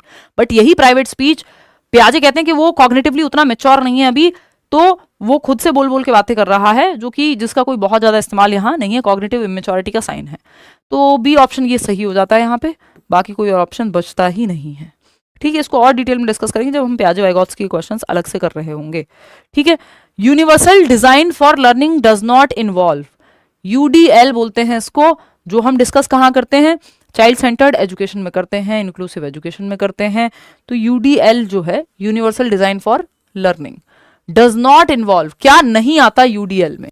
यूनिवर्सल डिजाइन मतलब हर तरह का बच्चा सीख पाए, क्लास में यूनिवर्सली सीख पाए, उसकी बात हो रही है। जूम करो मैम, थोड़ा लो यार कर देते हैं, देखिएगा ये, हाँ हमारी थोड़ी मिस्टेक रही, इसको जो है हमें टाइप ही करा देना चाहिए था। अभी तो आप मैनेज कर लो, 10 सवाल और हैं, अगली बार से करा देंगे टाइप। वो थोड़ा पेपर वाला फील आ जाता है, बट पहले पेपर ही अलग तरह से देते थे, अब 2-3 बार से ये पेपर ऐसे देने लग गए हैं कि बहुत छोटा छोटा दिखता है। तो UDL की जब हम बात कर रहे हैं, कौन सी चीज़ इसके बारे में सही नहीं है, तो जो सबको इंक्लूड ना करे वो UDL नहीं है, क्योंकि UDL जो है सार्वभौमिक जो डिजाइन है वो तो हर तरह के बच्चे को इंक्लूड करेगा। Practising forms of labelling and categorisation of learning, बस यही है, लेबल करने की बात कभी भी यूनिवर्सल डिजाइन करेगा ही नहीं। यूनिवर्सल मतलब हर तरह का बच्चा, और लेबल जब ठप्पा लगा दिया आपने कि ये तो रिटार्डेड बच्चा है, ये स्टूपिड है, ये स्मार्ट है, ये है, ये वो है, तो फिर गड़बड़ हो जाएगी, वो सबके लिए फिर क्लासरूम नहीं रहेगा, फिर आप तो कुछ तरह के बच्चे ही पढ़ाएंगे सिर्फ। Giving all learners various ways of acquiring information, हाँ मल्टीपल तरीके से भाषा ज्ञान की प्राप्ति के तरीके दो बच्चों को, ठीक है, ये यूनिवर्सल डिजाइन है, सार्वभौमिक, सबको जोड़ लिया इसमें, हमें नहीं चाहिए जो नहीं है, तो वो लेबलिंग वाला ही नहीं है। Providing all learners alternatives for demonstrating what the learner know, सभी बच्चे बता पाएं, दर्शा पाएं किसको क्या आता है, ये बच्चे बता रहे हैं। Tapping into all learners interest and offering challenges accordingly, बच्चे के हर बच्चे के, मान लीजिए 30 बच्चे हैं क्लास में, तो आपको पता हो किसका इंटरेस्ट किस तरफ है, किसको चार्ट दिखा के समझ आएगा, किसको एक्टिविटी करा के, किसको कैसे इन्वॉल्व करके समझ में आएगा, बच्चे के हित के हिसाब से आप उसको, किसी को म्यूजिक में इंटरेस्ट है तो उसके हिसाब से उसको म्यूजिक में डालते हैं, दूसरे को स्पोर्ट्स में डालते हैं, तीसरे को कुछ और काम कराते हैं, चौथे को मैथ्स की क्विज देते हैं, तो आपको इंटरेस्ट के हिसाब से देखना होता है, क्योंकि आपको तो हर बच्चे को सिखाना है। तो first option is the right answer over here. Question number 21 देख लीजिएगा, कोहलबर्ग के ऊपर सवाल है, कोहलबर्ग का एक सवाल मिनिमम आता है, 2 भी आ जाते हैं कई बार। असर्शन रीजनिंग में जो 1-1 नंबर के टॉपिक होते थे, आज वो कई बार 2 नंबर के भी नजर आते हैं हमें। विच of the following statements about Lawrence Kohlberg theory is correct, यानी लॉरेंस कोहलबर्ग के सिद्धांत के बारे में निम्नलिखित में से कौन सा कथन सही है। करेक्ट पूछा है आपसे, इनकरेक्ट नहीं पूछा है, पहले तो ये देख लेना है। कोलबर्ग ने नैतिक विकास का सिद्धांत दिया है कि सही और गलत क्या होता है, मूल्यों की बात हुई है कि सच बोलना सही बात है, झूठ बोलना गलत बात है, इन सब की चर्चा की है। It takes into account effects of culture and gender on moral reasoning, यानी यह है नैतिक तर्क पर संस्कृति और जेंडर के प्रभावों को ध्यान में रखता है। ये तो इसकी आलोचना है। अगर आपने प्रीवियस कभी मेरी कोई भी वीडियो देखी होगी यूट्यूब पे भी या बैच में भी या नोट्स में पढ़ा होगा तो आपको पता होगा कल्चर को ध्यान में नहीं रखती है। तो कल्चर का बहुत महत्व है कि जो भारत में सही है या गलत है वो हो सकता है इंडिया में या अमेरिका में, सॉरी, जो इंडिया में सही है जरूरी नहीं है वो अमेरिका में भी सही हो, जो अमेरिका में सही है वो इंडिया में भी सही हो, है ना। हमारे यहाँ अगर माँ बाप को क्या कहते हैं ओल्ड एज होम में छोड़ दिया जाए तो ये कल्चरली बड़ी गलत बात हो जाएगी। तो बच्चे जरूरी नहीं है कि माँ बाप का ध्यान इसलिए रख रहे हो कि उन्हें बड़ा प्यार है उनसे, हो सकता है वो समाज की शर्म के चक्कर में रख रहे हो, या हमारे यहाँ जो कल्चर है वही वैसा ही है। हो सकता है अमेरिका में वो नॉर्मल बात हो कि वहां बच्चे साथ नहीं रहते। तो सारे कल्चर का सही गलत अलग होता है, तो उस चीज की बात यहाँ पे की नहीं गई। लेकिन ये सारे कल्चर के लिए सेम ही स्टेजेस इन्होंने दे दी, तो ये इनकी आलोचना है। ये सही नहीं है कि मॉरल रीजनिंग पे या नैतिक तर्क सही और गलत लोगों का संस्कृति के हिसाब से होता है या संस्कृति का सही और गलत पे फर्क पड़ता है। इस चीज का ध्यान इन्होंने नहीं रखा। इन्होंने दुनिया भर के लिए 6 स्टेजेस दे दी, कोई भी कल्चर हो सबके लिए सेम है। It does not specify exact stages for progression of moral development in children, यानी ये जो थियरी है ये बच्चों में नैतिक विकास की प्रगति के सटीक अवस्थाओं को निर्दिष्ट नहीं करती, बिल्कुल सटीक अवस्थाओं को निर्दिष्ट करती है। टोटल 6 स्टेजेस है, क्लियर कट दी हुई है ना दुनिया भर में, और 3 लेवल हैं। तो ऐसा तो नहीं है कि क्लियर कट स्टेजेस नहीं दी हुई, भाई स्टेजेस नहीं पता लग पा रही हैं, ऐसा तो नहीं है। It is based on the study done through experimental methods, कि ये एक्सपेरिमेंटल मेथड्स की स्टडी है, नहीं, ये डिस्कशन की स्टडी है, ये चर्चा की स्टडी है, ये आपकी मॉरल डिलेमा की स्टडी है, कोई एक्सपेरिमेंट्स की नहीं है। ये चर्चा के माध्यम से बहुत सारे बच्चों के साथ चर्चा करके डिस्कशंस करके एक कंक्लूजन पे ये थियरी बनाई गई है, ना कि कोई एक्सपेरिमेंट करके। It presents conflicting situations to children, ये बात एकदम सही है कि डिलेमा प्रेजेंट करता है, दुविधा, कि भाई अगर आपके पिताजी और आपके पति को आपको बचाना है तो दोनों में से किसको बचाएंगे, ये इस तरह की दुविधाएं हैं जो कोलबर्ग प्रेजेंट करते हैं बच्चों के सामने। डिलेमा को प्रेजेंट करके ये थियरी बनाई गई है कि क्या सही और क्या गलत समाज में। फिर तो D option is the right answer, बाकी सारे गलत हैं इस थियरी के बारे में। क्वेश्चन नंबर 22 देखिएगा आप, each child finds opportunities to play, बहुत अच्छा सवाल है, बेहतरीन सवाल जिसको कहेंगे, और ये अलग अलग तरह से कितनी बार पूछा जा रहा है पेपर में घुमा फिरा के सीटेट में, कि एक स्टेटमेंट है, एक अभिकथन है कि प्रत्येक बच्चे को खेलने, प्रयोग करने और अपनी दुनिया की खोज करने का अवसर मिलता है। यानी बचपन में हर बच्चे को खेलने का अवसर मिलता है, हर बच्चे को एक्सपेरिमेंट का अवसर मिलता है, हर बच्चे को डिस्कवर करने का अवसर मिलता है चीजें। बताइए, each child finds opportunities to play, experiment and discover their world, मिलता है कि राहुल? मिला था बचपन में खेलने का मौका? मना कर रहे हैं राहुल। हर बच्चे को खेलने का, डिस्कवर करने का या एक्सपेरिमेंट करने का मौका नहीं मिलता है, अपनी दुनिया से हमें बाहर आना पड़ेगा। क्योंकि आपको बचपन में मौका मिला था खेलने कूदने का, तो ये प्रिविलेज ही है एक तरह का। ऐसे भी बच्चे हैं जिनको बचपन से ही काम पे लगा दिया गया था, या फिर उनको मौका मिला ही नहीं एक्सप्लोर करने का, या फिर वो मान लीजिए आप जहां युद्ध चल रहा है आज की डेट में, यूक्रेन है, अफगानिस्तान है, इस तरह की कंट्रीज जहां स्थिति इतनी खराब है, वहां आप सोचिए कितने बच्चों को खेलने कूदने का मौका मिल रहा है, एक्सप्लोर करने का मौका मिल रहा है, वो सर्वाइव कर जाएं शाम तक, गोलियों की आवाज सुन रहे हैं आसपास। तो सबके लिए बचपन एक जैसा नहीं होता है ना। तो ये बात एकदम गलत है, ये आपको फंसाने के लिए कहा गया है। ये एकदम गलत है कि प्रत्येक बच्चे को खेलने का, प्रयोग करने का मौका मिलता है, एक्सपेरिमेंट करने का, एक्सप्लोर करने का। खिलौने तो भाई सबको मिलते हैं, बचपन में सबको नहीं मिलते लक्ष्मण, है ना, ध्यान रखिए। रीजन क्या है इसका? Childhood is a universal construct, तो ये आपको मानना पड़ेगा कि चाइल्डहुड जो है एक कल्चरल कंस्ट्रक्ट है, सामाजिक संरचना है, सोशियो कल्चरल कंस्ट्रक्ट है। अलग अलग समाज में अलग अलग तरह का बचपन होता है। लड़कियों का बचपन जल्दी समाप्त हो जाता है, उन पर जिम्मेदारियां ज्यादा आ जाती हैं, जैसे वो बड़ी होती हैं प्यूबर्टी हिट करती हैं, उनको बाहर खेलने से मना कर दिया जाता है, छिन गया बचपन। गरीब बच्चा जिसके घर में खाने को नहीं है, वो सुबह नंगे पैर जो है गुब्बारे बेचता हुआ फिर रहा है, उसका बचपन तो बचपन नहीं है। समझ रहे हो? तो चाइल्डहुड एक यूनिवर्सल कंस्ट्रक्ट नहीं है, ये कोई सार्वभौमिक निर्माण नहीं है, एक सोशियो कल्चरल कंस्ट्रक्ट है। अलग अलग समाज, संस्कृति, वर्ग, कहां से आप हैं वो डिपेंड करेगा कि आपका चाइल्डहुड कैसा है। तो ये दोनों ही बातें गलत हैं कि बचपन सार्वभौमिक है, नहीं, आपको फंसाने के लिए ट्रिक क्वेश्चन है। चाइल्डहुड कोई यूनिवर्सल कंस्ट्रक्ट नहीं है। एज जो बना दी गई है एज के हिसाब से कि ये 6 से 12 में जो है आपका लेटर चाइल्डहुड होगा, वो बात सही है, बट बचपन सबके लिए सेम नहीं होता। आपके घर का 16 साल का बच्चा खुद से दूध लेके नहीं पी पाता, और एक बच्चा जो शायद 5 साल की बच्ची होगी वो अपने 3 साल के भाई को, या 6 साल की बच्ची होगी वो अपने 4 साल के भाई को दूध अगर मिल जाए या जो भी खाने पीने को मिल जाए वो बना के दे रही होगी। या एक बच्चा जो 4-6 साल का है वो गुब्बारे बेच के शाम को घर पैसे लेकर के जाता है। तो बचपन सबके लिए सेम नहीं होता, यूनिवर्सल कंस्ट्रक्ट नहीं है, सामाजिक संरचना है। एज जो है बचपन की हमने जो बनाई हुई है चाइल्डहुड की, कि भाई अर्ली चाइल्डहुड 2 से 6 में होगा या 3 से 6 वर्ष में होगा, लेटर चाइल्डहुड जो है वो 6 से 12 में होगा, वो एक अलग कहानी है, वो एज के हिसाब से हमने कैटेगराइज किया हुआ है, बट बचपन सबके लिए सेम नहीं है। कई लोग बचपन एक्सपीरियंस ही नहीं कर पाते कि होता क्या है। एनीवे, तो choose the correct option, both A and R false. हाँ बिल्कुल सही बात है, दोनों ही फॉल्स हैं ये, है ना, ये दोनों फॉल्स हैं, दोनों गलत हैं। First option is the right answer.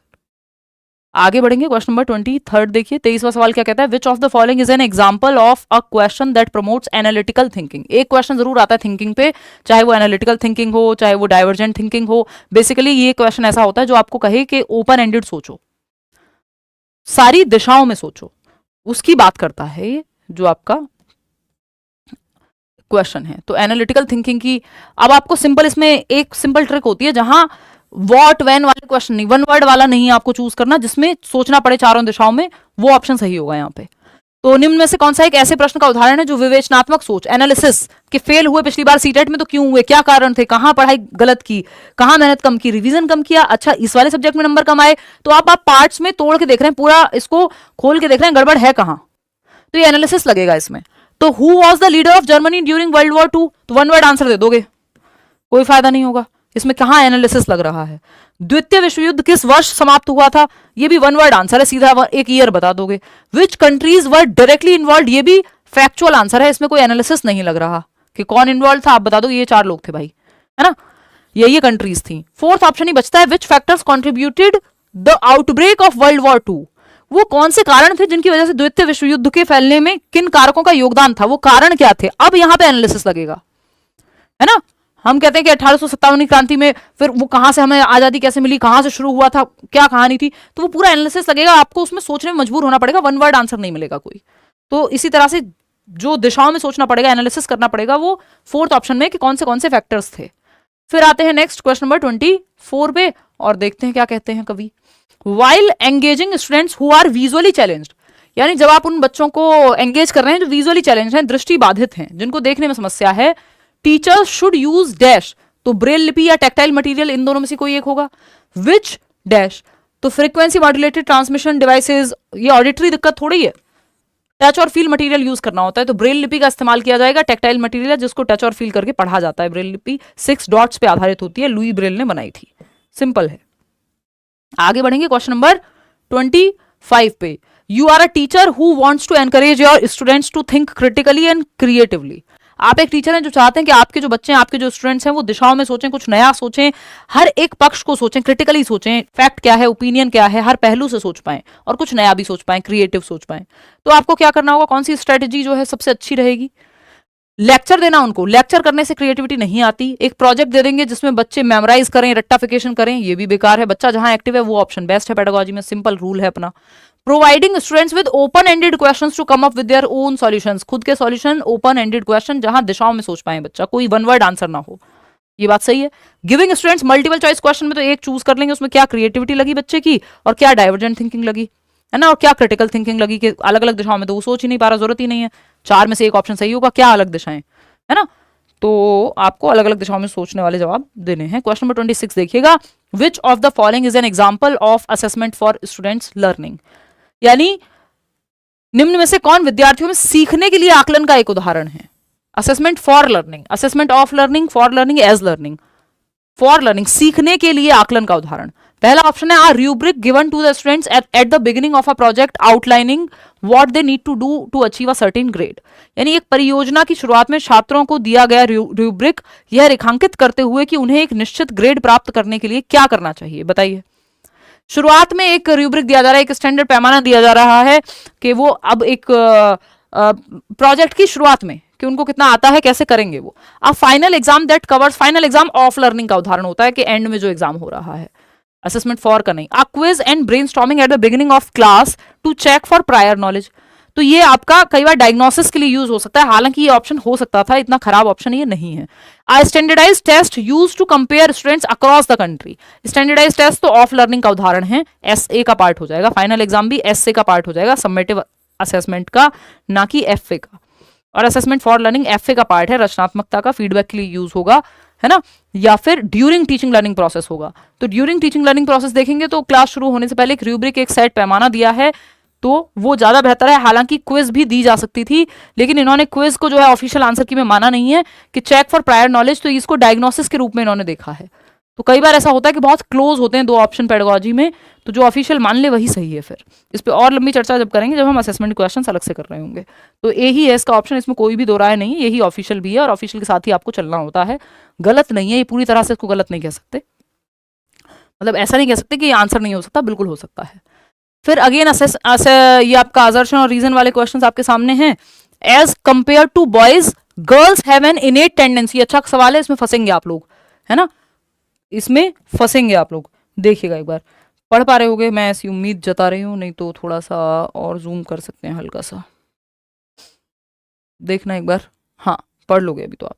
तो क्वेश्चन क्या है, क्वेश्चन नंबर 27 कहता है, एक कथन दिया हुआ है, ये कथन क्या कहता है, लड़कों की तुलना में लड़कियों में सामाजिक और सांस्कृतिक कारकों से अधिक प्रभावित होने की जन्मजात प्रवृत्ति होती है। ध्यान दीजिएगा, जन्मजात प्रवृत्ति कह रहे हैं कि as compare to boys girls have an innate tendency to be affected more by social and cultural factors, यानी लड़कों की तुलना में लड़कियों में आंतरिक एक टेंडेंसी है, झुकाव है, प्रवृत्ति है समाज और संस्कृति के साथ जाने की, या उनके प्रेशर में आने की, या उनसे प्रभावित होने की, कि जो समाज है, संस्कृति है, फलाना क्या कहेगा, मम्मी पापा जो है दुखी हो जाएंगे, ये हो जाएगा। तो ये इमोशनल वाला एस्पेक्ट है कि लड़कियां जो हैं वो ज्यादा प्रभाव में आ जाती हैं, ज्यादा प्रेशर में आती हैं लड़कों की अपेक्षा, लड़के मन की कर लेते हैं। ये इनेट नेचर है लड़कियों का, यानी आंतरिक है, बायोलॉजिकल कारण है। क्या ऐसा है, हमें क्या पता। हाँ, ऐसा जनरली होता है समाज में कि जनरली अगर आप देखते हैं तो लड़कियों पे समाज का जो दबाव है या प्रभाव है, वो कंफर्मिटी की उनमें जो क्षमता कह लीजिए, या फिर उनमें टेंडेंसी जो है कि चीजें मान लेने की, दबाव में आ जाने की, वो ज्यादा होती है। उसका एक कारण होता है उनमें एम्पैथी थोड़ी सी ज्यादा होती है। दूसरा जो मुख्य कारण है वो है समाज ने कंडीशनिंग बढ़िया कर रखी है। सामाजिकरण इस तरह से होता है कि लड़कियों पे दबाव ज्यादा ही होता है चीजें मानने का। इसमें कोई बायोलॉजिकल फैक्टर नहीं है, कोई इनेट टेंडेंसी नहीं है, है ना। तो ये इनेट कहना गलत होगा यहाँ पे। ऐसा होता है, अगर ये इनेट वर्ड यूज ना किया होता ना, टेंडेंसी कह देते, तो भी हमें सही मानना पड़ता, क्योंकि वो सामाजिक कारण है कि हाँ ऐसा होता है। ज्यादातर कल्चर्स में हालात ये हैं, है ना, कि आज भी अगर जो है दूसरी, ये इतनी बेसिक चीज है, फिर भी आप देखिएगा, अभी आप थोड़े से गांव वगैरह में चले जाइए या थोड़े रिमोट एरियाज में चले जाइए, हर जगह कॉमन नहीं है। लड़का अगर दूसरी शादी करता है तो थोड़ा नॉर्मल है कंपैरेटिवली लड़की की तुलना में। लड़की का डिवोर्स अभी भी बहुत ज्यादा बड़ी बात है समाज के लिए, लड़के की तुलना में। डिफरेंस आप अगर सच में देखने जाएंगे तो, किसी को बहसबाजी करनी हो, मानना ही ना हो तो बात अलग है, अदरवाइज ये स्टैटिस्टिकल बातें हैं। क्यों? क्योंकि सोसाइटी ने जो सारा बोझ है समाज की चीजों के मानने का, वो लड़कियों के सर मंडा हुआ है, जो कि एक सही बात है, लेकिन ये इनेट नहीं है। अगेन, ये सोशल और कल्चरल फैक्टर्स से ज्यादा प्रभावित होती हैं लड़कियां, समाज के दबाव ज्यादा लेती हैं, उसमें समाज का ही रीजन है। सोशलाइजेशन उनका इस तरह से हुआ, उनको बड़ा उस तरह से किया गया है बचपन से ही। घर की इज्जत उनके हाथ में है और प्रॉपर्टी लड़कों के। एनीवे, तो ये मजाक की भी बात है थोड़ी सी, और ये सच भी है इसमें थोड़ा सा। तो ये बात सही थी, बट इनेट वर्ड यूज नहीं करना था इनको। तो ये इनेट नहीं है, ये कोई बायोलॉजिकल रीजन नहीं है, इसके पीछे सामाजिक कारण है। तो ये बात गलत हो गई। रीजन क्या है इसका? Girls are genetically more sensitive and emotionally weaker than boys, यानी लड़कियां जो है बड़ी कमजोर होती हैं इमोशनली, और जेनेटिकली भी ज्यादा सेंसिटिव होती हैं, और इसलिए जो है making it more likely for them to conform to social expectations. इसलिए समाज की आकांक्षाओं पे जो है वो ढल जाती हैं, उनके अनुरूप आ जाती हैं, क्योंकि वो जेनेटिक्स उनका वैसा है। ये एकदम साइंटिफिक नहीं है, कोई एविडेंस नहीं है इस बात का। इसमें रीजन समाज ज्यादा है, एम्पैथी ज्यादा पाई जाती है, ये होता है, but this is not the right thing. ठीक है, तो ये बायोलॉजी नहीं है, इसका रीजन समाज है।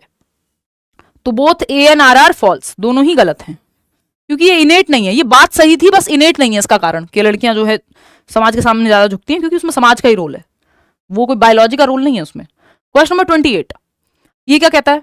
फटाक से देखो क्या कहता है भाई। 2 सवाल और बचते हैं। ये वाले सवाल इस बार ज्यादा आए हैं कंपैरेटिवली, जो असर्शन रीजन के सवाल हैं। ये क्या कहता है भाई?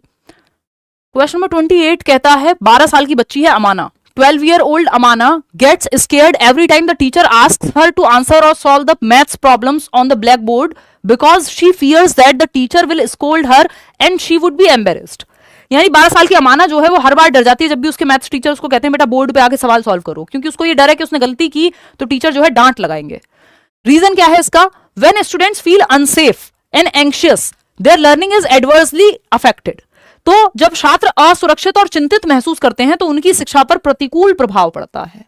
यानी अनसेफ फील कर रहे हैं कि भाई मार पड़ सकती है, और एंशियस महसूस कर रहे हैं कि सबके सामने बेइज्जती होगी, तो जो इमोशंस हैं वो उल्टा प्रभावित कर देते हैं लर्निंग को। बात सही है, दोनों बातें सही हैं यहाँ पे, ANRR सही है, आर जो है वो करेक्ट एक्सप्लेनेशन भी है। Second option is the right answer. आगे बढ़ेंगे क्वेश्चन नंबर 29 पे।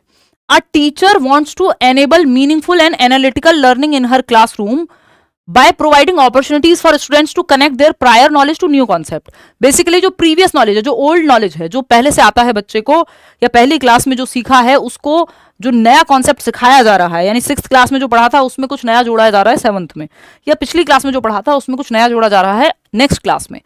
तो ये प्रीवियस नॉलेज से न्यू नॉलेज को कनेक्ट करके पढ़ाना एकदम सही तरीका होता है। ये कौन सी टीचिंग की स्ट्रेटजीज है जो सबसे अच्छा ये कर पाएगी? तो बच्चों को स्टेप बाय स्टेप गाइड दे दो, लेक्चर कर दो उनको, जहां बच्चा सबसे ज्यादा एक्टिव है वो ऑप्शन बेस्ट है। असाइन सबसे ज्यादा सेंसेस जहां उसके इन्वॉल्व है, टेक्स्ट बुक देके नहीं। Ask students to share their own experience, बच्चे के प्रीवियस नॉलेज से नए एक्सपीरियंस को जोड़ दीजिए कि ask student to share their own experiences related to the new material and then connect them to the topic. तो छात्रों से नई सामग्री से संबंधित अपने स्वयं के अनुभव साझा करने के लिए कहिए और फिर उन्हें विषय से जोड़िए। कि ट्रैवल का कोई टॉपिक है, आप संचार के साधन बता रहे हैं, या जो आपके इसके ट्रैवल के संसाधन है कि भाई बाइक होती है, साइकिल होती है, ये होता है, वो होता है, तो आप पहले बच्चों से पूछ रहे हैं कि अच्छा आप कभी कहीं गए हो, कैसे जाते हो, स्कूल कैसे आए हो आज। तो प्रीवियस नॉलेज टेस्टिंग में आता है ये कि आप बच्चों से उनके प्रीवियस अनुभव पूछ रहे हो, प्रायर नॉलेज पूछ रहे हो कि उनका पूर्व ज्ञान क्या है। फिर आप नया कॉन्सेप्ट जो इंट्रोड्यूस करना है या नई चीजें जो उसके बारे में बतानी है वो बाद में बताएंगे। तो ये पूर्व ज्ञान से नया ज्ञान, नोन टू अननोन की अप्रोच कहते हैं इसको, ज्ञात से अज्ञात की ओर। ठीक है, क्वेश्चन नंबर 30 देखिएगा और बताइएगा। क्वेश्चन नंबर 30 देखिएगा, 30वां सवाल क्या कहता है। ये आखिरी सवाल है, 30 ही सवाल आते हैं आपके, पेपर 1 हो पेपर 2 हो, सभी को देखना है, ये सिलेबस सेम होता है। क्योंकि इन एन इंक्लूसिव क्लासरूम, समावेशी कक्षा जहां हर तरह का बच्चा है, एजुकेशन फॉर ऑल की अप्रोच को अपनाता है, टीचर को क्या करना चाहिए? एक समावेशी कक्षा में शिक्षक tries to encourage children to do better by promoting competitive spirit. मार काट मचा दो, I mean cut throat competition नहीं, बच्चों में प्रतिस्पर्धा को बढ़ावा देना, तुम्हें शर्मा जी की बेटी से बेहतर करना है, तुम वर्मा जी के बच्चे हो, ये सब नहीं कराना है आपको। ठीक है। सेकंड है identifies deficits in children and correctly labels them. बच्चों में कमी ढूंढे और कहे अच्छा तुम चल नहीं पाते हो तो तुमको आज से हम कोई नाम दे देंगे, लेबल कर देंगे, तुम लंगड़े हो, तुम काणे हो, तुम ये हो वो। ये लेबल्स हैं जो आपको बिल्कुल भी यूज नहीं करने हैं। हमने समाज में होते हुए देखा है, बचपन से ऐसे ही बड़े होते हैं। गांव वगैरह में तो इतना नॉर्मल है, किसी का हाथ कट जाए तो उसको अलग अलग नामों से बुलाया जाता है ना। कोई किसी का रंग अगर गोरा है तो उसको भूरा कह देंगे, कोई किसी का रंग अगर काला है तो उसको कलवा कह देंगे। ये लेबलिंग है प्योर। वहां ऐसे ही बड़े होते हैं, तो हमें तो बचपन में नॉर्मली लगता था हाँ भाई ऐसे ही होते हैं कि फलाने किसी की चक्की है तो उसका नाम ही कलवा है, तो वही बोलते हैं लोग, तो वो नॉर्मल है उसके लिए भी और बाकी सबके लिए भी। पता नहीं अब बाद में कितना है, तो वो लेबलिंग कहलाता है। लेकिन आप ठप्पा लगा रहे हो किसी पे उसकी कमियां ढूंढ के, फिर तो लेबलिंग को हम अच्छा नहीं मानते टीचिंग में। Segregate children based on differing academic capabilities, यानी बच्चों को अलग थलग बांटना कि कौन फर्स्ट आता है कौन लास्ट आता है, उसके बेसिस पे अलग बांट दिया। ये भी segregation is against the law of nature. अलग थलग करना भी जो है गलत है, इंक्लूसिव एजुकेशन के अगेंस्ट है। फोर्थ ऑप्शन है modifies the curriculum and pedagogical strategies to suit varied needs of children, यानी बच्चों की विभिन्न आवश्यकताओं के अनुरूप पाठ्यचर्या और शैक्षणिक रणनीतियों को संशोधित करना। बच्चों की जो डिफरेंट नीड्स हैं, एक बच्चा है जो धीमे सीखता है, एक बच्चा है जो चल नहीं सकता, एक बच्चा है जो देख नहीं सकता, तो हर बच्चे की नीड को ध्यान में रखते हुए अपने मेथड में चेंज करना है। Change the system not the child, बच्चे को चेंज नहीं कर सकते हो आप, बच्चे डिफरेंट ही होंगे। एक छत के नीचे 30 बच्चे एक जैसे नहीं हो सकते, फिर वो रोबोट्स हो जाएंगे। तो बच्चों को नहीं चेंज करना, सिस्टम को चेंज करना, अपनी स्ट्रेटजी, अपने मेथड, अपने इंफ्रास्ट्रक्चर, अपने स्कूल को चेंज करना है, अपनी अप्रोच को चेंज करना है, अपने एटीट्यूड को चेंज करना है। तो fourth option is the right answer over here. Out of 30 कितने क्वेश्चन आपसे बन पाए, ठीक आप कर पाए, वो आप कमेंट्स में बता देंगे। बाकी अभी नंबर से ज्यादा जरूरी है कि आपको थोड़ा सा समझ में आए चीजें, कि ऐसा नहीं है कि बहुत हवा पेपर आ गया कि अब आप सॉल्व ही नहीं कर पाएंगे, या अगर आपने सिलेबस ठीक से पढ़ा है तो कभी आपसे सॉल्व ही नहीं होगा। ऐसा कुछ नहीं है। कॉन्सेप्ट क्लैरिटी अगर आपकी है, कॉन्सेप्चुअल क्लैरिटी जिसकी है वो सीटेट पहले भी पास करता था, अभी भी करेगा। बस शांति से पढ़ लीजिएगा। क्लासेस कब से लग रही हैं? क्लासेस ये मान लो आप यूट्यूब पे तो एक दो दिन छोड़ के मैं लेती ही रहूंगी, और या हो सकता है रेगुलर भी करते हैं जल्दी ही।